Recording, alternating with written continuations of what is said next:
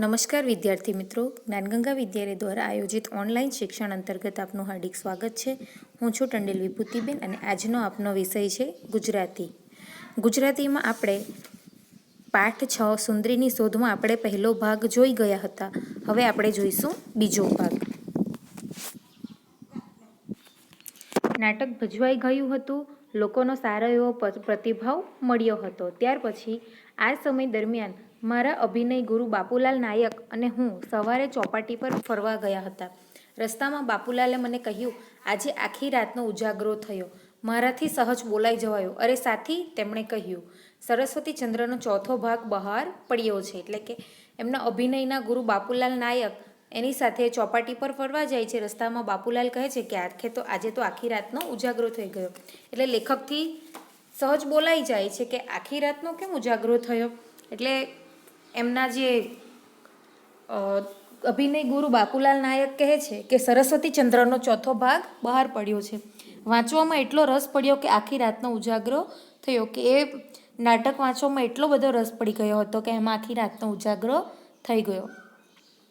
એટલે મેં કુતૂહલથી પૂછ્યું, સરસ્વતી ચંદ્ર એવું લાંબુ નામ શું છે? એટલે કે લાંબુ નામ છે. કે એ વખતે મારી ઉંમર આશરે 12 વર્ષની હતી. કે એમની લેખકની ઉંમર ફક્ત 12 વર્ષ જેટલી હશે. તેમણે થોડી સમજણ પાડી, આ એક નવલકથા છે.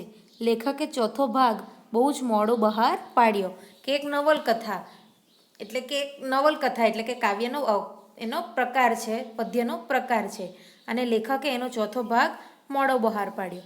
હું ચોથા ભાગની રાહ જોતો હતો.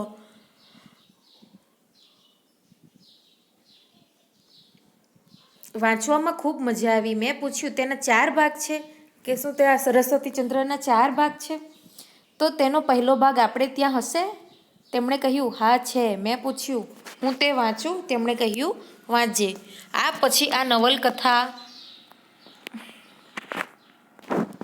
નવલકથા શું છે તે જાણવાની મને સહેજે ઉત્કંઠા થઈ. એટલે કે આ જાણવાની લેખકને ઈચ્છા થાય છે. અને નવલકથા શું છે જાણવાની ઈચ્છા થાય છે. અને સરસ્વતી ચંદ્રનો પહેલો ભાગ વાંચવાની ઈચ્છા છે.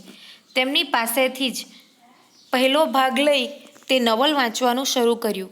ક્રમે તેના 4 ભાગ સમયે કરીને 7 વાર વાંચ્યા. કે ક્રમે 4 ભાગ તેમણે 7 વાર વાંચ્યા હતા. એવું નવલકથાનું કામણ હતું. કે નવલકથા એવી હતી કે એકવાર વાંચો એટલે વાંચવાનું મન થાય. મારી શક્તિ ઉપરાંત કઠણ ભાષા, પ્રેમની આંટીઘૂંટી, વિરહની વેદના, રાજકીય અને સામાજિક પરિસ્થિતિ, અનેક આડકથાઓ અને તળ ગુજરાતના સુરેખ રીતે આલેખાયેલા પત્રો વાંચી કથા પૂરતો ભાગ શરૂઆતમાં સમજાવવા લાગેલો. કે એ નવલકથા એવી હતી કે એની કઠણ ભાષા હતી, પ્રેમની આંટીઘૂંટી એટલે કે ગૂંચવણ ભરેલું હતું, વિરહની વેદના એટલે કે જુદાઈનું દુઃખ હતું, રાજકીય અને સામાજિક પરિસ્થિતિ અને અનેક આડકથાઓ એમાં જોડાયેલી હતી.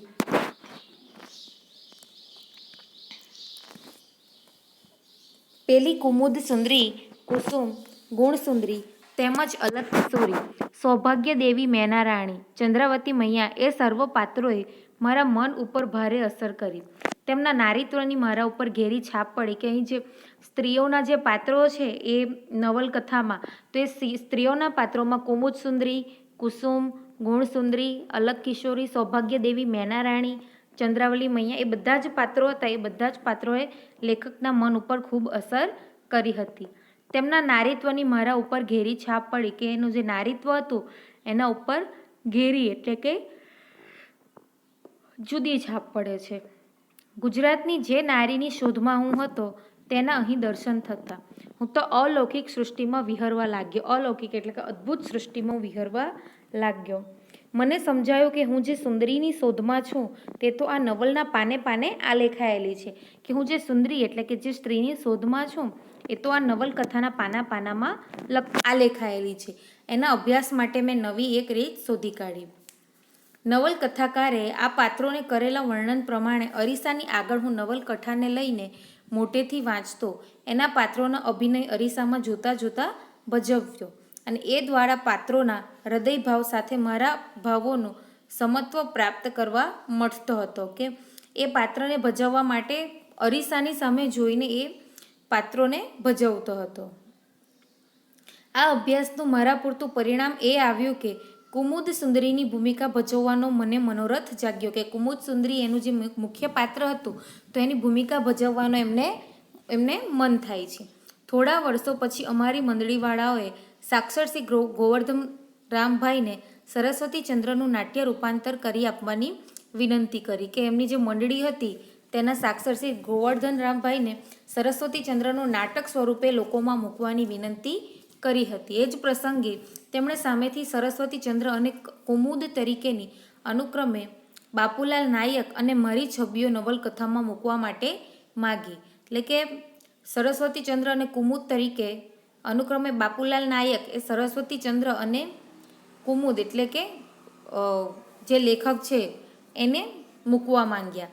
કોઈ કારણથી અમારી છબીઓ અમારી મંડળીવાળાઓએ એમને મોકલી જ આપી નહીં. એટલે કે એમની જે છબીઓ એમના જે ફોટાઓ હતા એ મંડળીવાળાઓએ એમને મોકલી આપ્યા ન હતા. પરંતુ કેટલાક સમય પછી ગોવર્ધનરામભાઈએ સરસ્વતીચંદ્રના નાટ્ય રૂપાંતરનો પહેલો અંક અમારી મંડળીને મોકલી આપ્યો કે પહેલો અંક એમની મંડળીને મોકલી આપે છે. આ અંકમાં તેણે સરસ્વતીચંદ્ર ભાગ ચોથામાં આવતા ઘેલી મારી કુસુમ વાળા પ્રસંગ પછી વાર્તાનો તંતુ લંબાવીને વસ્તુ મૂક્યું હતું. તેમાં સરસ્વતીચંદ્રને ચોપાટી ઉપર ભાષણ કરતો અને લોકહિતની વાતો કરતો આલેખ્યો હતો. એટલું મને અત્યારે યાદ છે. ગમે તે કારણે અમારી મંડળીવાળાને આ નાટક મુંબઈની પ્રજાને ગમશે નહીં એમ લાગવાથી ભજવવાનું રૂચ્યું નહીં અને નાટકનું કામ આગળ ચાલ્યું નહીં. આથી કુમુદ થવાનો મારો મનોરથ મનમાં જ રહી ગયો. સાથે સાથે તેની ભજવણીનો મારો અભ્યાસ પણ અધૂરો જ રહી ગયો. કે જે ગોવર્ધનરામભાઈ હતા એમણે સરસ્વતીચંદ્ર નાટ્ય રૂપાંતરનો પહેલો અંક એમની જે મંડળી હતી નાટક મંડળી એને મોકલી આપ્યો હતો અને એનો જે ચોથો ભાગ તેમાં ઘેલી મારી કુસુમવાળા પ્રસંગ પછી વાર્તાનો તંતુ લંબાવીને વસ્તુ મૂક્યું હતું અને સરસ્વતીચંદ્રને ચોપાટી ઉપર ભાષણ કરતો અને લોકહિતની વાતો આલેખ્યો હતો. એટલું એમને યાદ હતું અને મંડળીવાળાએ આ નાટક ભજવવાનું યોગ્ય ન લાગ્યું કેમ કે એ મુંબઈની પ્રજાને આ નાટક ગમશે કે નહીં એટલે એ નાટકનું કામ આગળ ચાલ્યું નહીં. એટલે કુમુદ બનવાનો લેખકનો જે મનોરથ હતો સુંદરીનો જે કુમુદ બનવાનો જે મનોરથ હતો ઈચ્છા હતી એ મનમાં જ રહી ગઈ અને તેની સાથે એનો જે નાટક ભજવવાનો જે અભ્યાસ હતો એ પણ અધૂરો રહી ગયો. આ ઉપરાંત મારા અભ્યાસ માટે સરસ્વતીચંદ્રમાં બુદ્ધિપ્રકાશ માસિકનો ઉલ્લેખ થયો કે એનો અભ્યાસ વધારવા માટે સરસ્વતીચંદ્રમાં બુદ્ધિપ્રકાશ નામનો એક દર મહિને પ્રકટ થતું જે સામાયિક એનો ઉલ્લેખ થયો. એટલે હું બુદ્ધિપ્રકાશ મેળવીને વાંચવા લાગ્યો. મને જેટલો સમય મળતો હતો તેમાં ગુજરાતી નવલકથાઓ, કાવ્યો, નિબંધો વગેરે સાહિત્યના પુસ્તકો વાંચવામાં ગાળતો હતો. આ રીતે મારો અભ્યાસ હું વધારતો ગયો અને મારી અભિનયની ગૂંચો હું ઉકેલતો ગયો. એટલે કે મારો અભ્યાસ હું વધારતો ગયો અને અભિનય કરવા માટેની જે ગૂંચો હતી જે મને મુશ્કેલીઓ પડતી હતી એ મુશ્કેલીઓ મારી ઉકેલવા લાગી હતી. વળી સૌભાગ્ય સુંદરીની ભૂમિકાને વધુ જીવંત બનાવવા શેક્સપિયરની ડેસ્ડીમોના અને માલતી માધવની માલતીનો અભ્યાસ મેં કરી લીધો કે સૌભાગ્ય સુંદરીની ભૂમિકાને વધુ જીવંત બનાવવા માટે શેક્સપિયર જે લેખક છે એનો ડેસ્ડીમોના અને માલતી માધવની માલતીનો અભ્યાસ કરી લીધો હતો. આ બધાને પરિણામે મારા મનમાં ભજવણીનો એક ચોક્કસ ક્રમ ઊભો થયો અને મારે કહેવું જોઈએ કે 6 માસને અંતે સુંદરીની ભૂમિકાને પૂરેપૂરી સમજીને ભજવતો થઈ ગયો હતો કે સુંદરીની ભૂમિકા હતી એને પૂરેપૂરો સમજીને ભજવતો થઈ ગયો હતો. સમાજની બહેનો સુંદરીનું અનુકરણ કરતી હતી એ વાત તદ્દન સાચી છે, પણ ખરી રીતે આ બધું જ મારી ગુરુ કહું.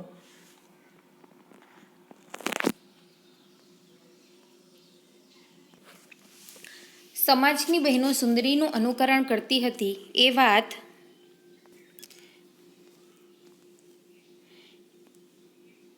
તદ્દન સાચી છે, પણ ખરી રીતે આ બધું જ મારી ગુરુ કહું તો ચાલે તેવી બહેનો પાસેથી જ શીખ્યો હતો કે સમાજની બહેનો હતી એ સુંદરી એટલે કે આ લેખકનું અનુકરણ કરતી હતી, પણ આ બધું એ બહેનો પાસેથી જ શીખ્યો હતો અને તેમાં મારી સમજ ઉમેરીને હું પાછું આપતો હતો. લોકો તેને કલાનો નમૂનો સમજીને સ્વીકારતા હતા કે કલાનો એક દાખલો હતો. આવી બહેનો જ્યારે મુંબઈની ચોપાટી ઉપર ફરવા નીકળતી અને હું તે વખતે મારા શુભેચ્છક મિત્રો સાથે ગાડીમાં જતો હોઉં ત્યારે તેઓમાંથી કોઈ બોલી ઉઠતું, જો પેલી સુંદરી જાય, અને મારું સામું જોઈને હસતા અને ઈશારામાં એમ જ સમજાવતા કે આ સુંદરીનું જ અનુકરણ થઈ રહ્યું છે, કે એમને જોઈને લોકો સુંદરી એવું જ કહેતા હતા. ત્યારે હું નમ્રપણે હસતો અને મારા મનમાં સંતોષ તેમજ રોમાંચ અનુભવતો. આ રંગભૂમિના જાતના વિજયથી સંતોષ અનુભવતો. સૌભાગ્ય સુંદરી નાટકની રજૂઆતના બીજા જ દિવસથી ઘણા પ્રેક્ષકો મને ભેટ સોગાદ આપી ગયેલા કે એમનું નાટક એટલું બધું સારું હતું કે લોકોને એટલું બધું ગમ્યું હતું કે લોકો એને ભેટ સોગાદો આપી ગયા હતા. આ વખતે મને એક જ વાત સમજાયેલી કે સ્ત્રીના શ્રેષ્ઠ ભાવોનું પ્રદર્શન લોકોને પ્રિય છે, અને આ પ્રગટેલી ચેતનાએ અજ્ઞાત રીતે મને અનુકરણ કરતો કરી મૂકેલો. આ સફળતાની પાછળ ઈશ્વરીય કૃપા પણ ઘણી હશે એમ માનું છું. એક ક્ષણ જ્યારે જયશંકર સ્ત્રીનો પોશાક ધારણ કર્યો ત્યારે એક પુરુષ જાણે સુંદરીમાં પલટાતો હોય એમ મને લાગ્યો. કેમ? જ્યારે જયશંકર સ્ત્રીનો પોશાક ધારણ કર્યો ત્યારે એક પુરુષ જાણે સ્ત્રીમાં પલટાતો હોય, કે પુરુષનો જાણે સ્ત્રીમાં પલટન થતું હોય, આખી સ્ત્રીમાં ફેરવાઈ જતો હોય એમ મને લાગતું હતું.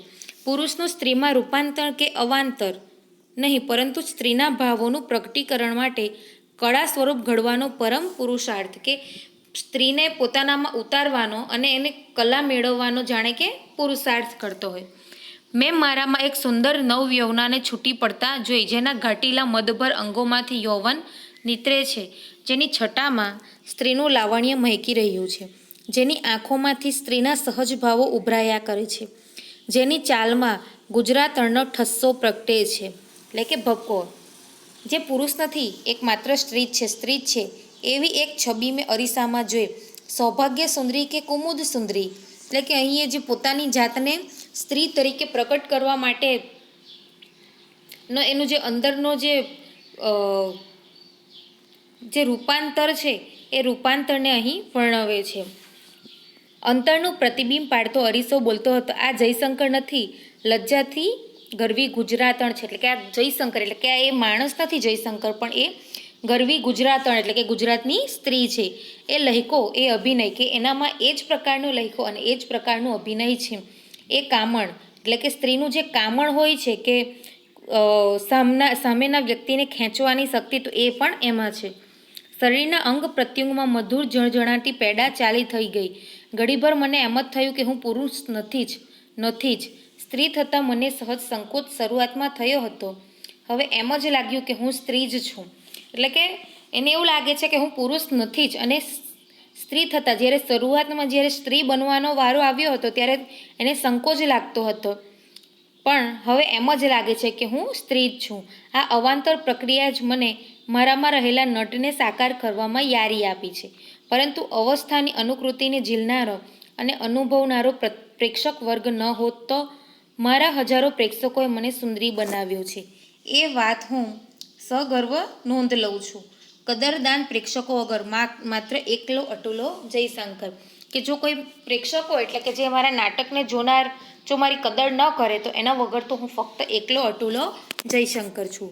અહીં આ પાઠ પૂરો થાય છે.